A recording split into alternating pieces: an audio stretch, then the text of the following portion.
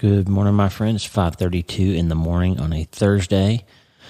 It is actually July 9th, 2020. I'm about a day late from my normal schedule of trying to get an episode out.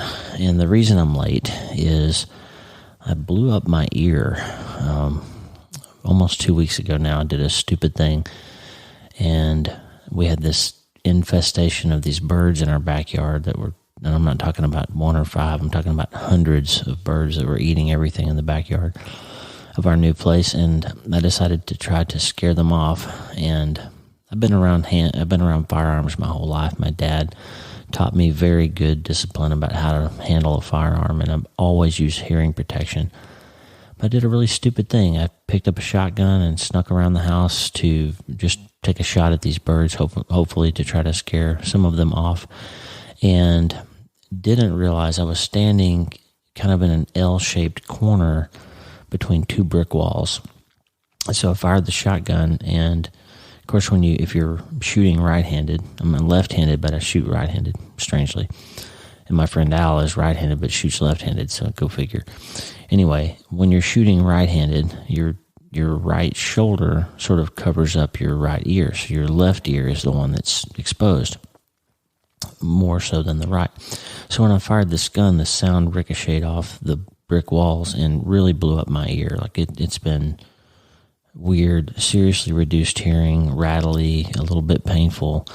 I went to the doctor and they put me on some steroids and whatnot, and I can hear, but it's not right. And so it's been hard for me to podcast because with the headphones on, it sounds really weird. And so I get sort of self-conscious about not knowing how my voice sounds for sure. So I've been a little bit, anyway, slow to produce. And I'm recording with the left ear out of the headphones, which solves part of the problem. But then it also is weird because the sound of my voice that's not coming through the headphones doesn't sound normal either. So anyway, hope the voice is okay. Let me know if it sounds really weird, and maybe I should wait longer, but I have some stuff I need to talk to you about today. So this is the 15th episode of Infinitely Happier, praying that you'll pray for me about my hearing getting better, because that's really irritating. But in the grand scheme of things, it's not that big of a deal. Certainly lots of people dealing with bigger things, as we'll talk about in a few minutes. But anyway, this is I started the Infinitely Happier series last month, and I told you that I'm using the podcast for a while to try to talk through some things that I want to write about in this book about being infinitely happier. And so this is episode 15 or part 15, I should say, of that series. And I'm going to leave it for a while. We'll call it the end of infinity. We're going to let this rest for a little bit and move on to some other things for a bit. This is the 61st episode of the Dr. Lee Warren podcast since I relaunched back in November of last year. It's been very well received. Last month was, by about 500 downloads, the biggest month we've ever had. So it's definitely growing and getting around the world, and people are starting to share it, and I really appreciate that. But I just wanted to kind of bring to you this morning some thoughts, some things that were on my mind. This is not a scripted episode, probably going to ramble a little bit, but I want to pray for you during this episode, which I am remiss that I don't think I've done before. I'm always telling you that we're praying for you, but I don't know that we've actually ever prayed together. And so today we're going to pray through some things. We're going to talk about some science behind Infinitely Happier. I'm going to tell you a couple of stories, and there's several things I want to share with you before we let this rest and sort of reach the end of infinity for a while and move on to some other stuff. And we'll come back to it when it's time. But I'm feeling like it's time to do something different for a little bit.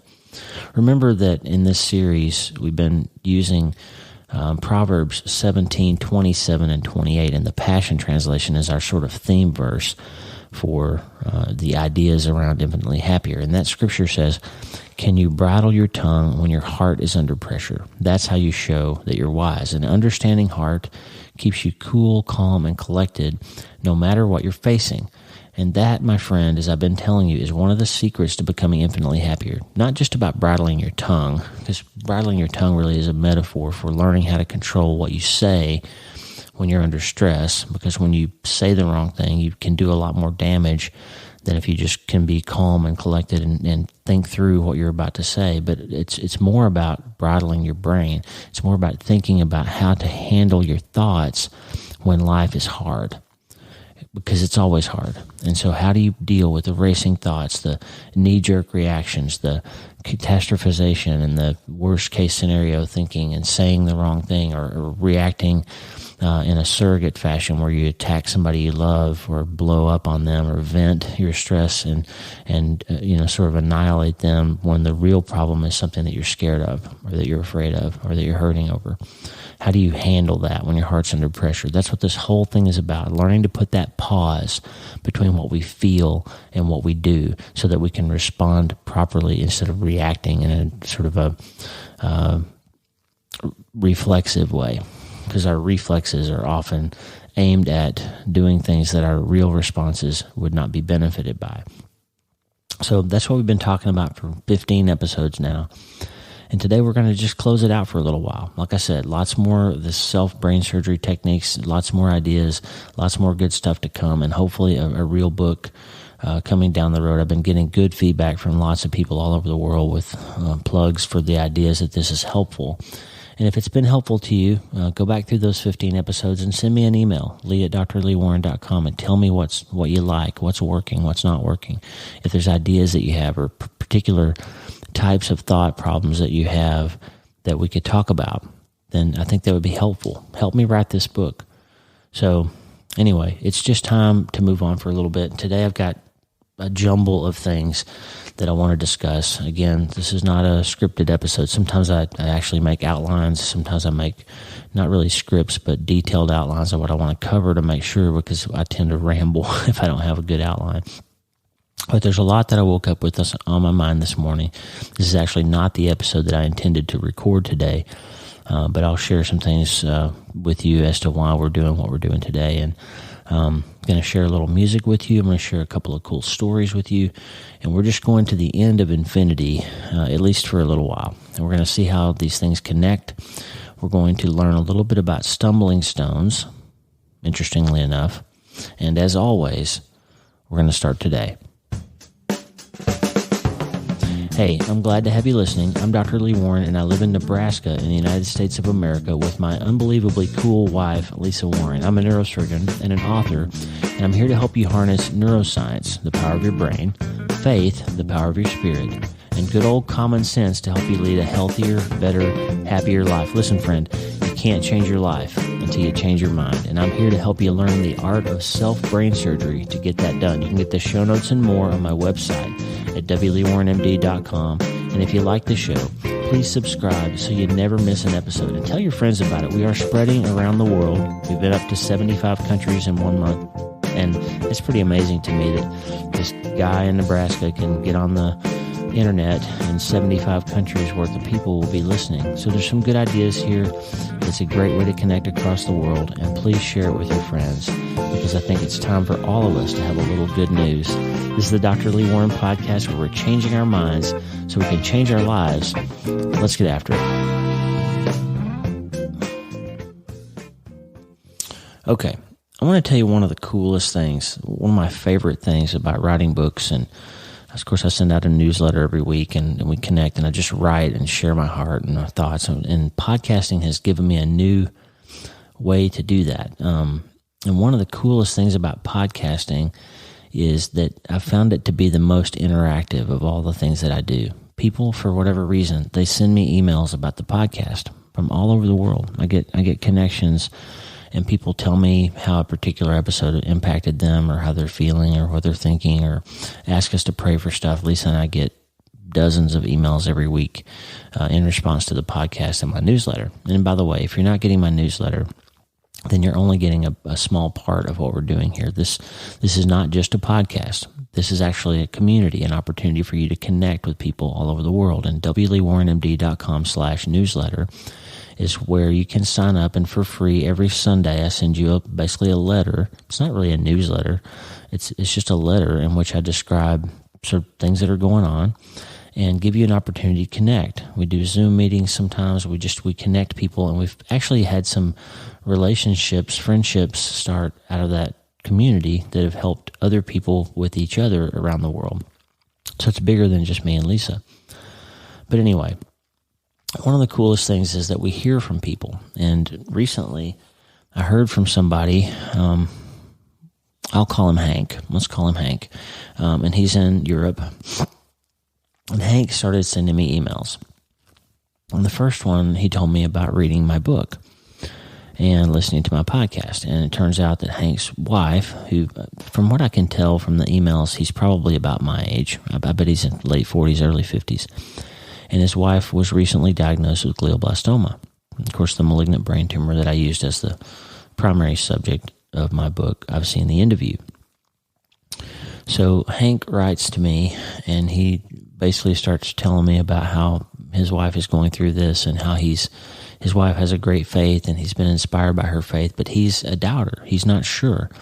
He was raised in a Christian church, but in Europe, the church he was in was more sort of secular, and he just never really connected, and he's doubting whether God is real, whether there's any hope and faith or not, what's going to happen with his wife, and he's just communicating these beautiful thoughts with me.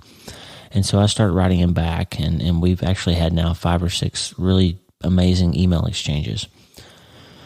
Well, the most recent one is the subject of what I want to talk about today. And I just want to share a little snippet of something he wrote.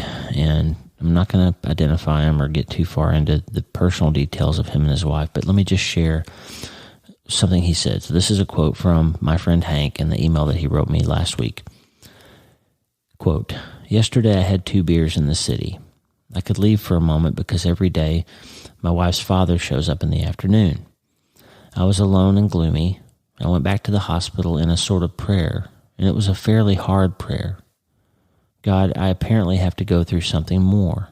Apparently I'm not there yet. And I saw 2 Stolperstein. These are small stones that you can find in a lot of European cities. These stones are to be found in front of houses where Jews have lived before being deported and killed in World War II. You can translate Stolperstein as stumbling stones. Google it. I often look at those stones, but not always. But while walking and mumbling my prayer, I looked at 2 stones that I saw, and I saw for the first time the word überlebt. That means survived. I had never seen that. It made me emotional. I walked on and mumbled, 'This is a miracle.' I was a bit in tears, and I was very surprised. Something totally unexpected happened that really struck me. Maybe I was told something. Disclaimer, I consider myself a doubter and a seeker and not sure what I will find regarding God. Questions. It was a strong experience."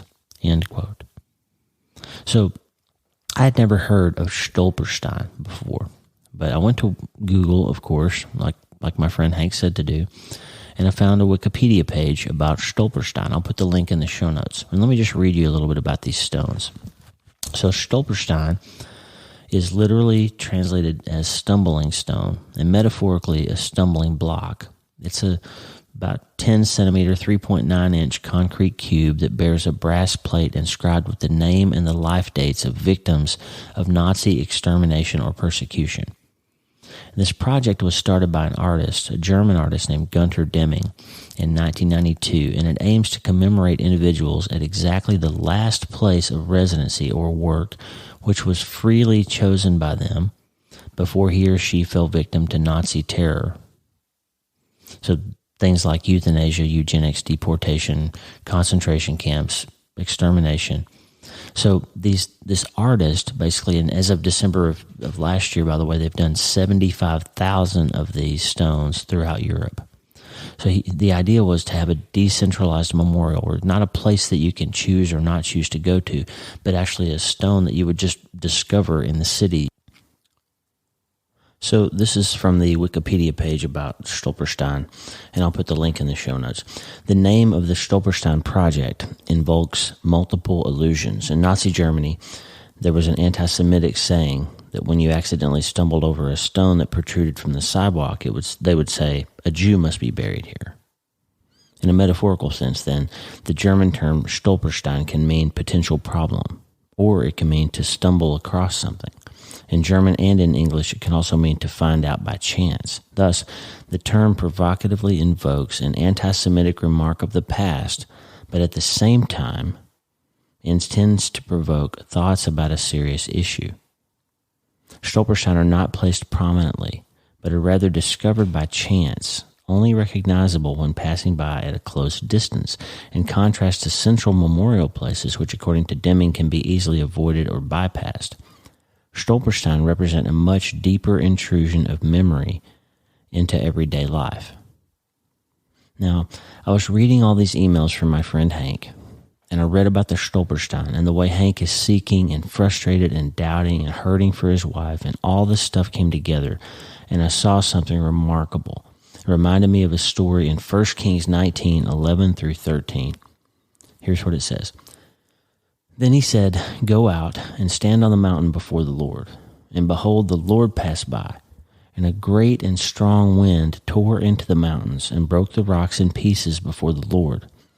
But the Lord was not in the wind, and after the wind an earthquake.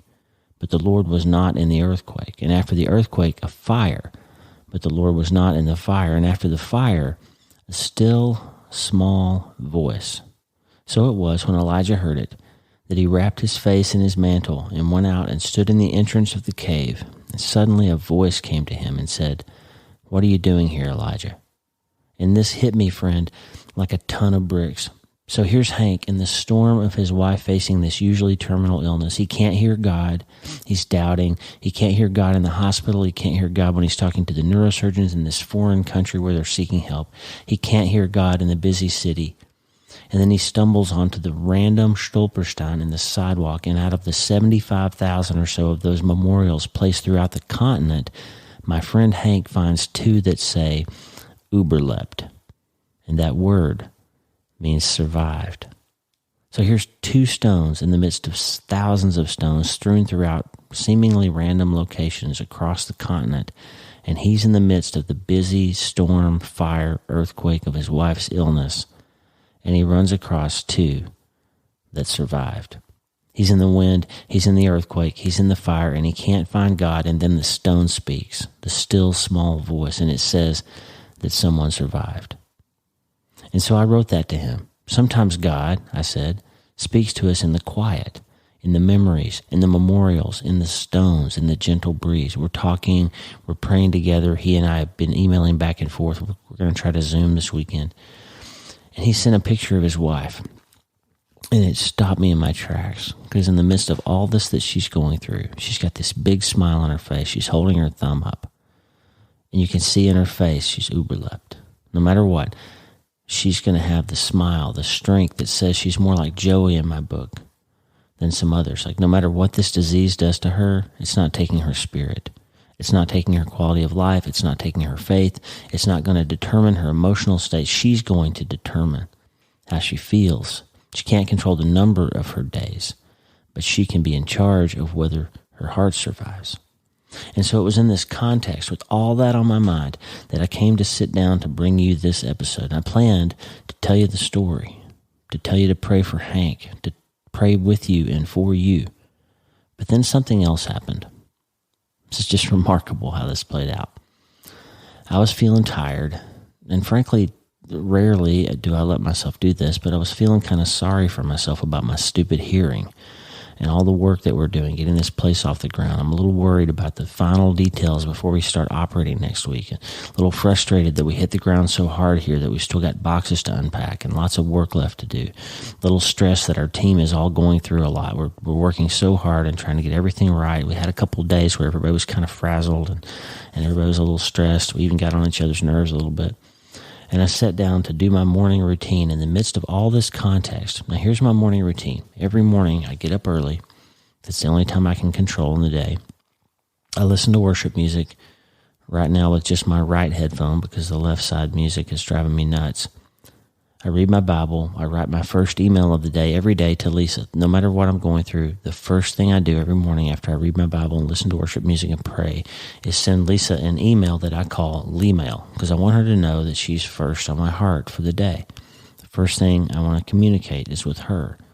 So I sit down to write her Lee-mail, and while I'm reading my Bible, I usually use BibleGateway.com. It's just the online software version of the Bible that I use. And as it so happened, seemingly random, the verse of the day was Ephesians 3:14 through 21. And here's what it says. When I think of all this, I fall to my knees and pray to the Father, the creator of everything in heaven and on earth. I pray that from his glorious, unlimited resources, he will empower you with inner strength through his Spirit. Then Christ will make his home in your hearts as you trust in him. Your roots will grow down into God's love and keep you strong.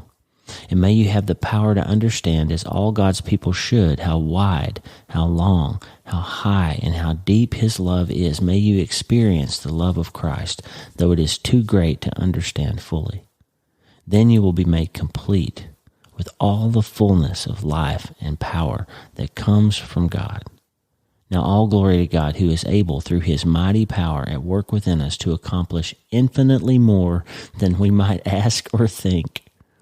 Glory to him in the church and in Christ Jesus through all generations forever and ever. So I read that, and I've got this big stupid smile on my face, and I realized that the song that's playing in my headphones in my right ear only at that very moment is Greater Than Great from my friend Tommy Walker. And go back a few episodes ago and listen to Tommy Walker on my podcast. It's a great talk, and he's had a huge impact on my life and on my faith. And that song, Greater Than Great, friend, randomly, right, is taken directly from Ephesians 3. The bridge is this: greater is the one who is able to do more than we can ask or imagine according to his power within us. He's the God who can do anything. And I just started laughing. Here I am, stressed out and feeling time pressured to get you this episode because I'm in such a hurry, because I'm late, because I'm already stressed out about my ear and I didn't feel good recording, and I'm later than I wanted to be, and I'm thinking that my lateness is going to mess you up in some way. And I'm reading Ephesians 3 and listening to Tommy Walker sing about Ephesians 3 while I'm preparing to record a podcast in which I'm going to encourage you to be infinitely happier, while hearing God reminded me that he's infinitely more able to help me and you than I can ask or even imagine. So I took a break, of course, like all great writers do. When I'm stressed about being behind, I procrastinate. So I took a break and I wrote Tommy an email to tell him that this story, I just wanted to tell him this story and encourage him and say, hey, it's 3:30 in the morning. I can't sleep. I'm listening to your music. I'm writing about Infinitely Happier, and here you are singing about Ephesians 3, which, I mean, should be the theme verse for this whole series, right? Infinitely more than we can ask or imagine. And I just said to Tommy, I was having trouble sleeping. I'm stressed out. I'm worried about some stuff. Can you pray for me? And by the way, your song came right at the right moment, and that you blessed me with that. I just sent that. Felt like I should thank him. And so here's the remarkable part. All of that was enough, right? But here's the remarkable part. I took that break to send the email to Tommy, thinking that I would get right back on and finish recording this. But of course, I got interrupted. The phone rang. Something came up. Lisa got up. We ended up getting busy. We had stuff going on. And I never got back to recording yesterday. So you're hearing my voice right now. It's not Thursday anymore. It's Friday now. It's Friday, July 10th, 2020. And 24 hours has passed. It's now about 5:30 in the morning now. 24 hours have passed since I recorded the previous part of this podcast and sent that email to Tommy Walker. Well, guess what? I know why now. Because Tommy wrote me back. And what Tommy said was in his reply, Lee, wow, I was having trouble sleeping last night too, and I was listening to your podcast, numerous old episodes, and you were blessing me too. You get that, friend? I'm in Nebraska writing an email to Lisa, encouraging her to be infinitely happier, while listening to Tommy, who's also having trouble sleeping at the same moment, and he's listening to me in California, and we're both helping each other. Now, I wrote this email. That's amazing, right? I wrote this email to Lisa, but it's for you too, and it's for me, and it's for Tommy, and it's for Hank and his wife, and it's for other people. It's for all of us. And here's what I wrote to Lisa yesterday after thinking about all these things. I'm going to leave out the parts that were just personal to her. Here's the part that's for you. I want you to have infinitely more than you can ask or imagine, now and in eternity. Infinite peace of mind, infinite resilience for the hard parts of life, those you've already known and those to come, infinite access to the glorious, unlimited resources of God to empower you, infinite family and comfort as He makes His home in your heart, an infinite trust that He's always good and always for you, infinite depth to the roots sinking into His foundation to steady you, and an infinite grasp of the width, height, and depth of His infinite love for you, infinite experience of His full life and power, also that you can accomplish infinitely more than you can ask or even imagine, and that you will be revitalized spiritually and professionally and in every other way, so that you can be infinitely happier, above the drama, above the fray, healthy and happy, reset and resupplied and restocked and repositioned and ready for anything, because He has more for you, my friend, infinitely more. And He's given you a brain that's so much more capable of handling your life in a healthier, less stressed, less anxious, clearer and cleaner and infinitely happier way than you can ask or even imagine. And sometimes you need self-brain surgery to get you there. Now, friend, while all that was happening in the background during that 24 hours, I received another email from a listener named Johnny, who's having yet another cardiac stent after he's already had multiple bypasses and stents and heart attacks that first started happening when he was 32 years old, even though he's otherwise healthy and young. And he said, I just wanted you to know how much your work is helping me, and I wanted to bless your heart like you're blessing mine. So here I am, stressed out, thinking, do I have time for this? Can I make this work? I'm running late. I've got too much going on, and maybe this doesn't matter. Maybe I shouldn't be doing these things. And Johnny writes that. And another email from a woman whose brother is within days of dying from glioblastoma, who wrote to me to thank me for writing I've seen the end of you because it's helping them process. And a woman named Juliana, who wrote from Michigan to say, hey, I just woke up with you and Lisa on my heart today, and I wanted you to know that I was praying for you. So all of that and the frustrating delay I was feeling over not getting my silly podcast out on time, but that allowed time for the reply from Tommy Walker and all these other emails, and for me to put all this together in my head, that it's not all about me, that God was in the moment, and we were all being reminded of how infinitely able He is to help us with everything that we're going through. So here's the take home, my friend. Whatever you're going through, God is greater. Whatever storm you're in, He's bigger. And I guess I'm being reminded that we're all in this together. Whatever you're in now might seem new or seem so insurmountable, but remember my episode a few weeks ago about history poems. Mark Twain said, or at least he's said to have said, that history doesn't usually repeat itself, but it often rhymes.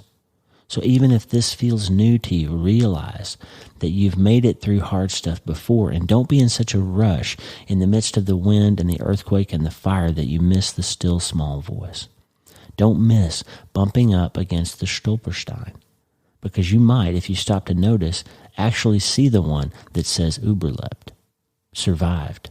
And you might remember that, like Hank's wife in the picture he sent me, that you survived before, and no matter what happens now, God is greater than anything you can ask or even imagine. He's infinitely greater than anything you can ask or even imagine. Now, I want to read the email that I wrote to Lisa again, and I want to leave you with that, but not exactly leave you with it, because I also asked Tommy in the email if it would be okay for me to share his song Greater Than Great with you on the podcast, and he said yes.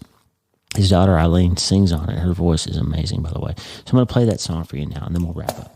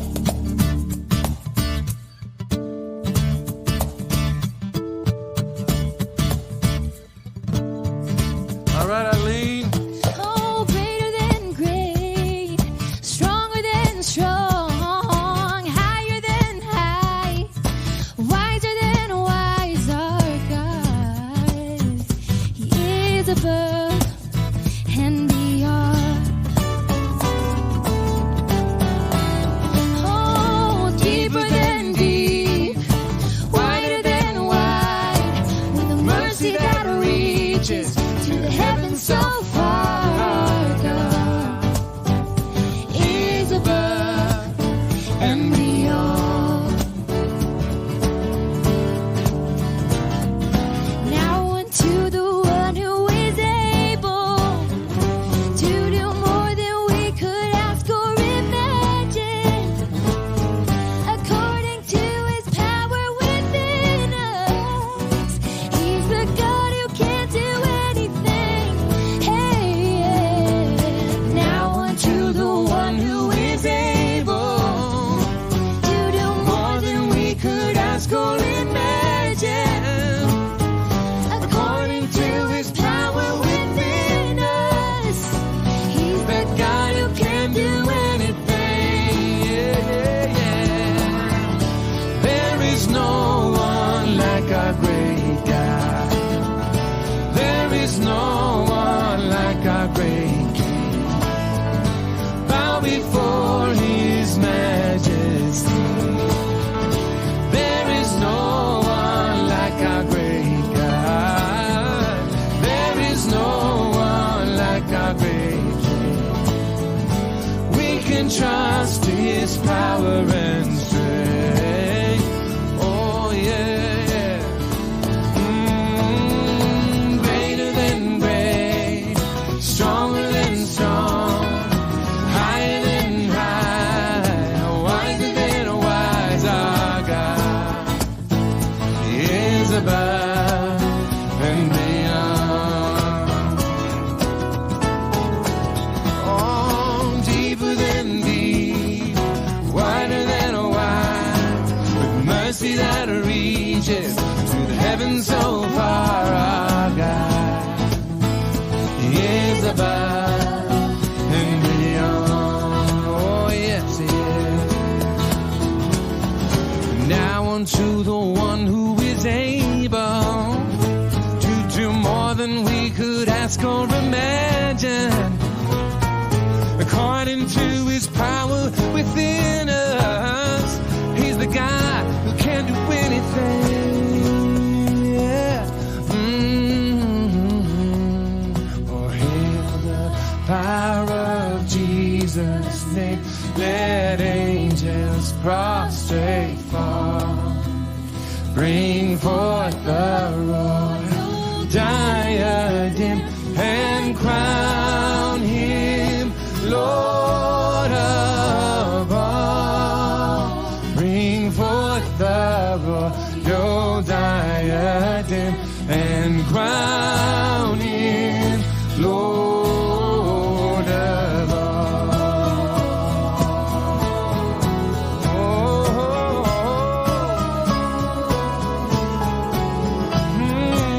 Yeah.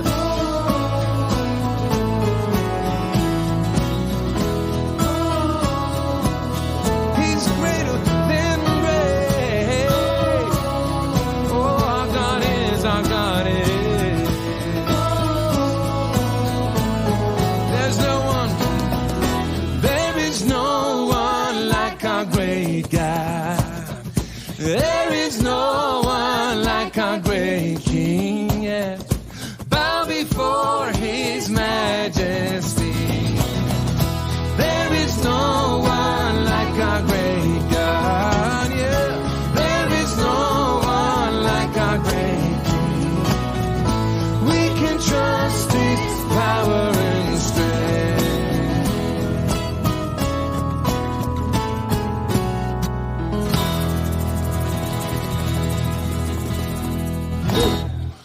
Okay, amazing, right? That song is for you, friend.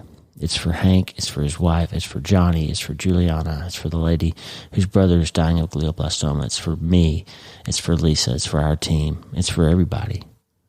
Let the song be a Stolperstein. Remember, sometimes you survive, that every life ends, but there's something bigger than how many days you get. It's up to us to be infinitely happier, no matter how many days we get or how hard those days are. Here's Lisa's email again. We're going to wrap this up with Lisa's email. We're going to pray. We're going to be done. I want you to have infinitely more than you can ask or imagine now and in eternity. Infinite peace of mind, infinite resilience for the hard parts of life, those you've already known and those to come. Infinite access to the glorious, unlimited resources to empower you from God. Infinite family and comfort as He makes His home in your heart. And infinite trust that He's always good and He's always for you. Infinite depth to the roots sinking into the foundation to steady you. An infinite grasp of the width, height, and depth of His infinite love for you, friend. Infinite experience of His full life and power. Also, that you can accomplish infinitely more than you can ask or even imagine, and that you will be revitalized spiritually and professionally and in every other way, so that you can be infinitely happier. Above the drama, above the fray, happy and healthy, reset and resupplied and restocked and repositioned and ready for anything, because He has more for you, my friend, infinitely more. And He has given you a brain that's so much more capable of handling your life in a healthier, less stressed, less anxious, clearer and cleaner and infinitely happier way than you can ask or even imagine. But sometimes you need brain surgery to get you there. And He put all of that in you, all that capability, all that promise, all that greatness, all that technical ability to help your own self. Sometimes you just need a little help to get there. Can I pray for you? Seems a little weird for me, praying into a microphone, somebody I'm not going to see their face. But you know what? God has shown me this thing is not about me. It's not even just about you. So we're going to pray. God, thank you for this day as I watch the sun coming up over the North Platte River, and knowing that you've got something amazing in store for today, and that this day you ordained before you created any one of us. You tell us in your word, Father, that all the days of our life are written in your book before one of them came to pass. You tell us that you see the end from the beginning, that you're never surprised by the things that come along, even when they are terribly surprising to us. And God, I just pray right now for my friend who's hearing this, whether they're in Nebraska or Colorado or Botswana or Uganda or Colombia or Brazil or the UK or Australia or New Zealand or Indonesia or Malaysia or Romania or the Ukraine or Finland or Iceland or any of the other 75 or so countries that are going to hear this today. Wherever my friend is, Father, whatever they are going through, you are infinitely greater to handle it. You are beyond anything they can ask or even imagine. And so I ask you today, Father, that in the midst of the storm, in the midst of the fire, in the midst of the earthquake, of whatever it is that's going on in their life, that they will bump up against the Stolperstein that reminds them that you are bigger, that you are greater, that you are stronger, that you are there, that they can hear your still small voice, no matter how loud life's noise gets. And Father, I've been reminded in the last few days with this roar, this rattle, this hum in my left ear that's blocking out sound. I can't hear Lisa's sweet voice because this rattle and hum is in my head. I've been reminded that life's noise can sometimes drown out the things that you want us to hear. But let us hear your voice more clearly. Come through at a frequency, Father. Let us bump up against you and remember that you are infinitely greater.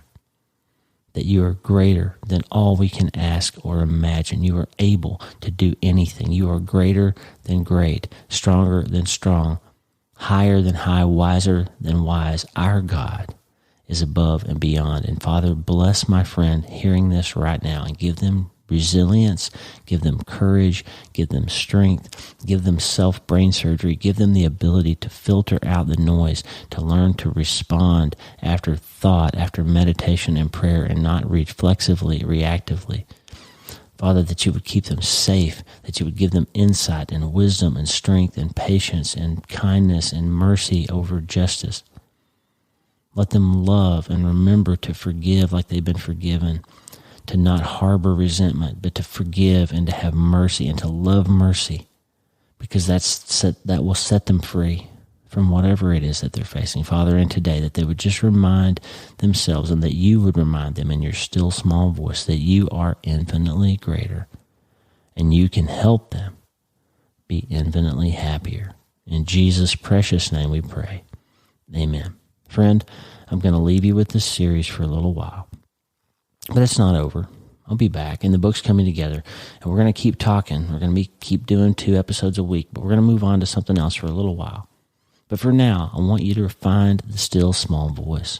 Find the Stolperstein And pray for Hank and for his wife, for the whole world right now, for our leaders, for our countries, for those affected by COVID and by all the unrest, for the people who are so wrapped up in being offended and seeking justice that they can't remember that they need to have mercy too.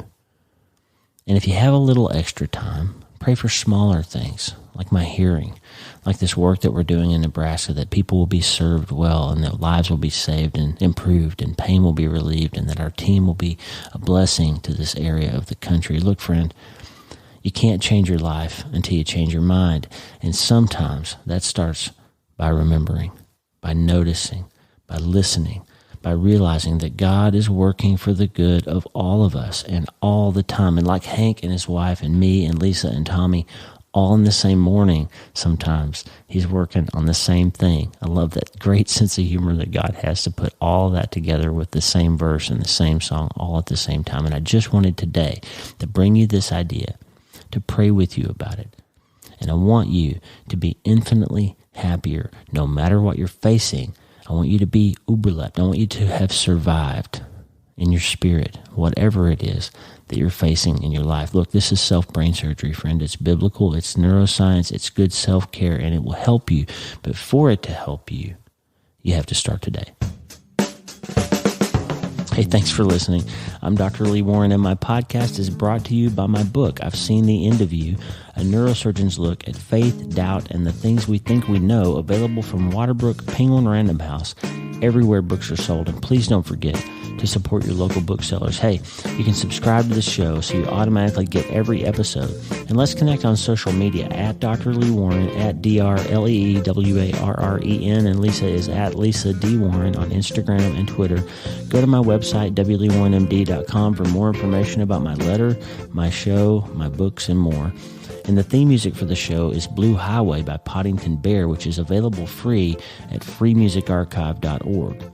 Please consider supporting Tommy Walker's ministry. He's equipping worshipers all over the world and making a huge difference.